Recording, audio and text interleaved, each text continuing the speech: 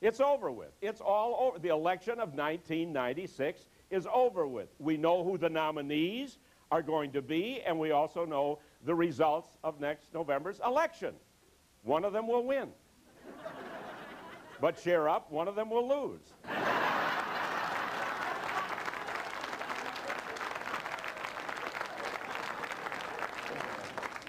So anyway, Bob Dole's got the nomination, and now he's free to resume his duties in Washington, presiding over the Senate and making sure that the government stays nice and comatose until November.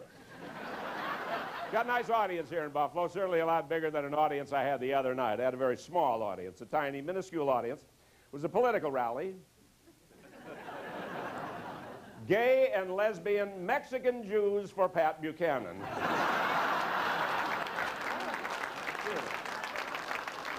Now, Buchanan, he started out in Alaska. He won the Alaska caucuses there. He declared himself to be the king of the Klondike. And then he went to Iowa. And in the debate in Iowa, do you remember Buchanan, and I think it was Bob Dole, got into this thing about whom Mother Teresa liked best. And I was hoping Mother Teresa would tell them both to go to hell. Well, then they went to Louisiana, and Buchanan won in Louisiana. And now we could focus on his hardcore constituency. We could see who they are. He got that Cajun trailer park vote. He got cut the ribbon at the dedication of a tattoo parlor. And meanwhile, Senator Phil Gramm started to decline. In the polls, Gramm never got more than single digits, often the middle one. Well, by the time Buchanan got to the Southern primaries on Super Tuesday, he was in full rebel mode, wrapping himself in the Confederate flag, singing Dixie door to door, coming out against the 7-day waiting period in the purchase of a slave. Well, remember what he called his constituents? He said, "My people are peasants with pitchforks storming the castle." And with that, Steve Forbes called his wife at home and said, "Better raise the drawbridge." Flat tax is really catching on. Doesn't exactly kill all the lawyers, but it knocks off the accountants, so at least it's a start. And it does away with the charitable deduction, and that ought to put the prayers back in the churches. Well, because of his wealth, Steve Forbes has been compared to Ross Perot. That's a little inexact. There are a number of differences between Forbes and Perot. A, about $20 billion. B, about 1.5 feet. And C, when Forbes' daughter was married, there were no Martians at the wedding. Just a couple of weeks ago, they were writing a movie about the Dole campaign, Dead Man Walking. Instead of Dole reaches the presidency, the White House will be known as the tomb of the well-known soldier. But that was all to change, because between the South Carolina primary on a Saturday and the Georgia primary on a Monday, he made a dramatic comeback and went on to win 12 consecutive primaries. It was the first resurrection in 3 days since you know when. And all the Dole acolytes sang a hymn of praise. Give me that old-time curmudgeon. Give me that old-time curmudgeon. Give me that old-time curmudgeon. My vote's for Robert Dole. Oh, the Purple Heart he bore for the wounds received in war. In New Hampshire there were 3 more. Bob Dole is on a roll. Buchanan's views are just a mess, and Alexander flunked the test. Bob Dole is just the best. He'll lose to Clinton by much less. He's the innovative one. He's got ideas by the ton. Give him a week, he'll think of one. Just don't ask him why he runs. Give me that old-time curmudgeon. Give me that old-time curmudgeon. Give me that old-time curmudgeon. My vote's for Robert Dole.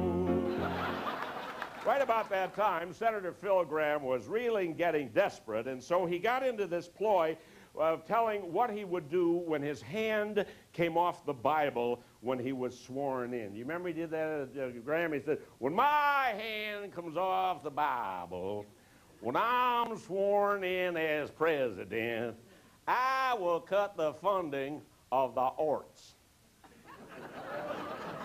The orts. That's the arts in Texas. Then Buchanan got into the act, and he said, when my hand comes off the Bible, my friends, when I'm sworn in as president, I will put Rottweilers and pit bulls on the Mexican border and nuns in the public schools. Or was it nuns on the Mexican border and Rottweilers and pit bulls? Now, when it came time to writing a song about Steve Forbes, I thought of this parody, but you're going to have to use your imaginations, ladies and gentlemen, because this song is always sung by a woman. And so the scene is, we see a very sexy, attractive woman, and she spots Steve Forbes at a party, and she starts hitting on him. She starts coming on to Steve Forbes. As I said, you're really going to have to use your imagination. And she says, the minute you walk in the room, I could tell you were a real big spender, a real big spender. More money than I've ever seen. Could I be the centerfold in your magazine? The minute I heard your last speech, I just knew you were the man for me, that's that. Hey, big spender, your tax ain't all that's flat.